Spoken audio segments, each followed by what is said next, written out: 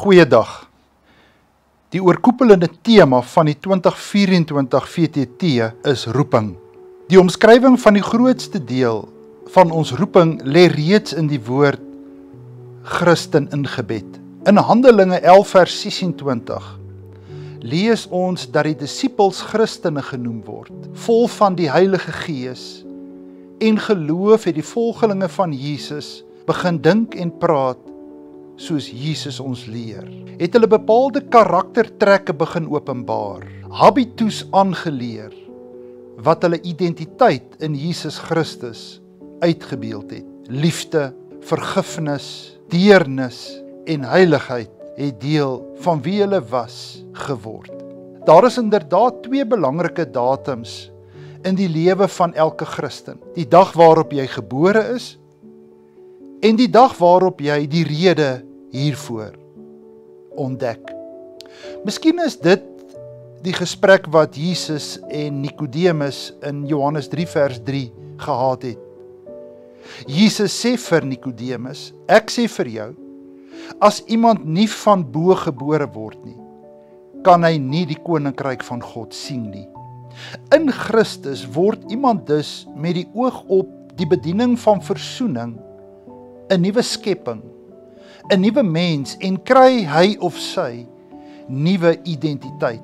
Want hierdie karakter is gerig op versoening, op die heling en die herstel van God se mense en God se wêreld oral oor. En hierdie identiteit is wat deur die predikant beliggaam moet word.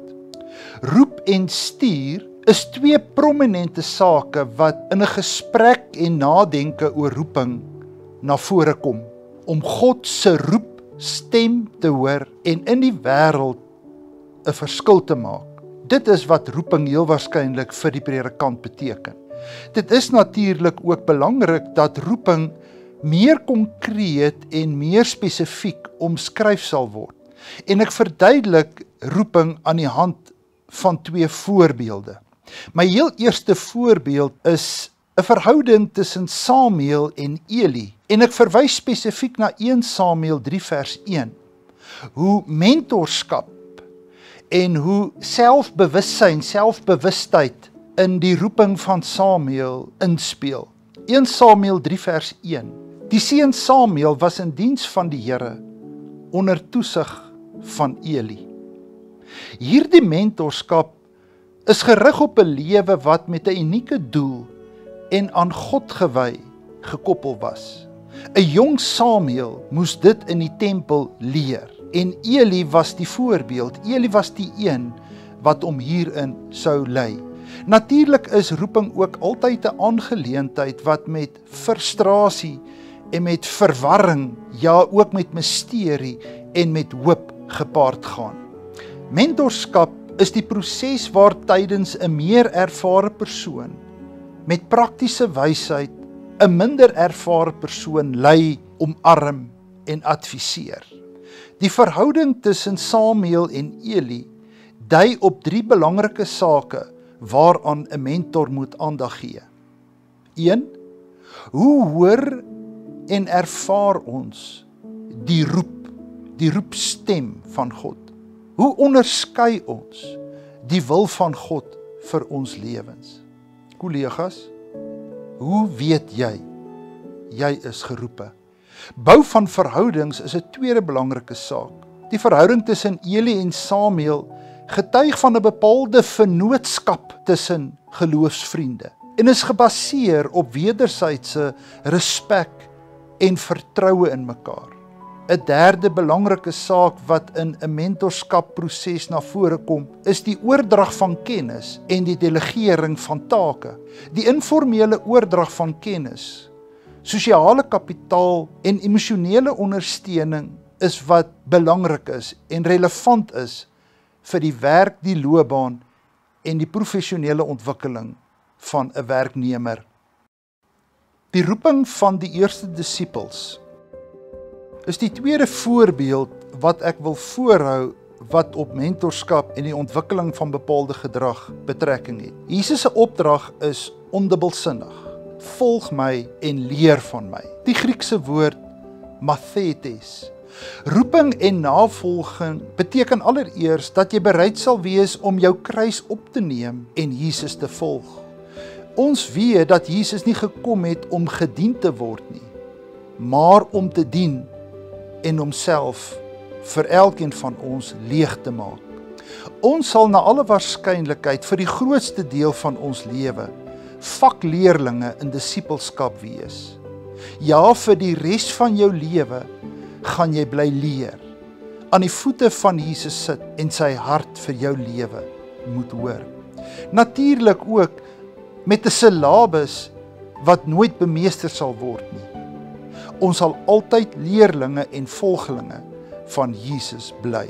En daarom sal ons as disippels van Jesus soos hy ook moet dien.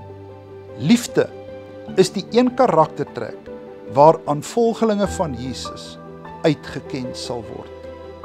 Wat is die implikasies hiervan op elkeen van ons se lewens? Ons moet verstaan dat roeping en vakleerlingskap verband hou met die verstaan van die inhoud van die evangelie en 'n lewenstyl van diens in aksie sal verstaan. Die woordjie mimetai is hier van toepassing. 'n Ernstige beroep word op die volgelinge van Jesus Christus gedoen om sy voorbeeld na te volg, om in 'n sekere sin die lewe van Jesus na te boots, sodanig dat sy lewe ons direkte voorbeeld word.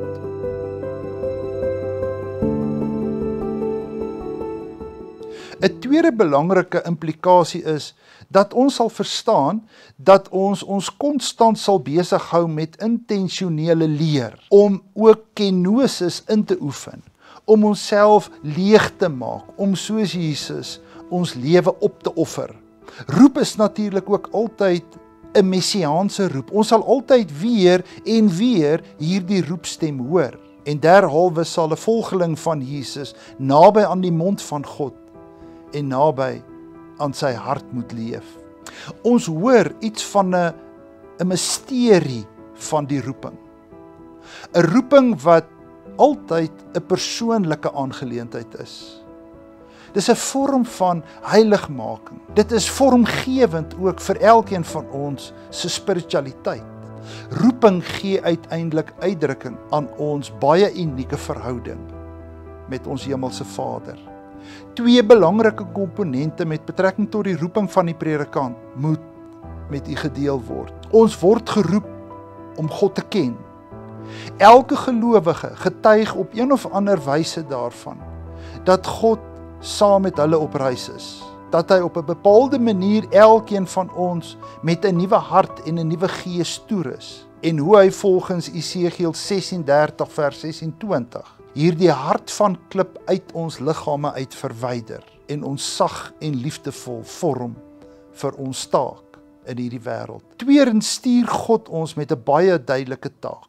Die roeping van die predikant is om die blye boodskap van Jesus Christus as die gekruisigde en opgestaande Here te verkondig en hom as die enigste verlosser te bely en in hierdie wêreld bekend te maak.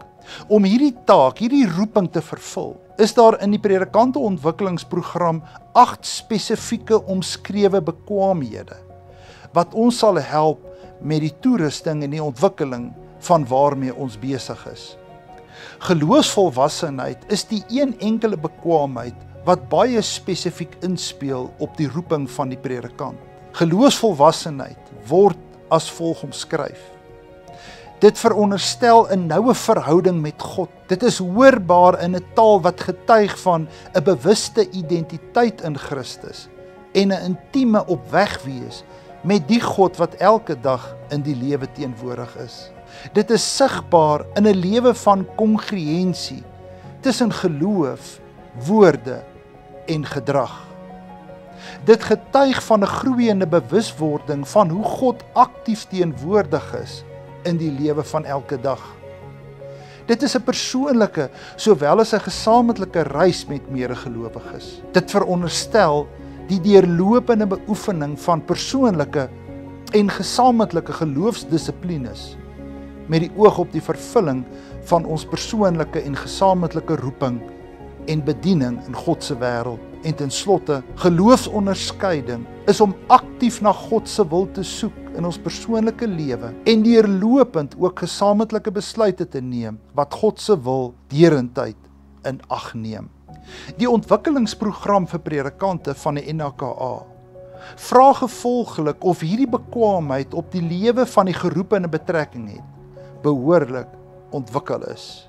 Het die predikant 'n helder visie met die oog op sy of haar verhouding met God? Het die predikant 'n helder visie met die oog op sy of haar roeping? Ek sluit af.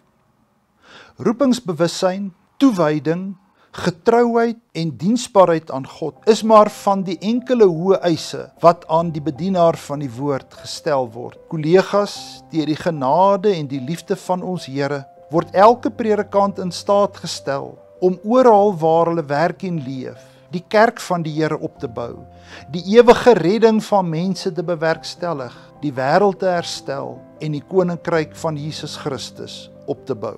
Mag elkeen van ons in ons roeping naby aan die hart van God bly leef. Mag elkeen van ons 'n sterk roepingsbewussyn hê. Mag ons deur die genade van die Here ook met hierdie taak besig bly. Baie dankie.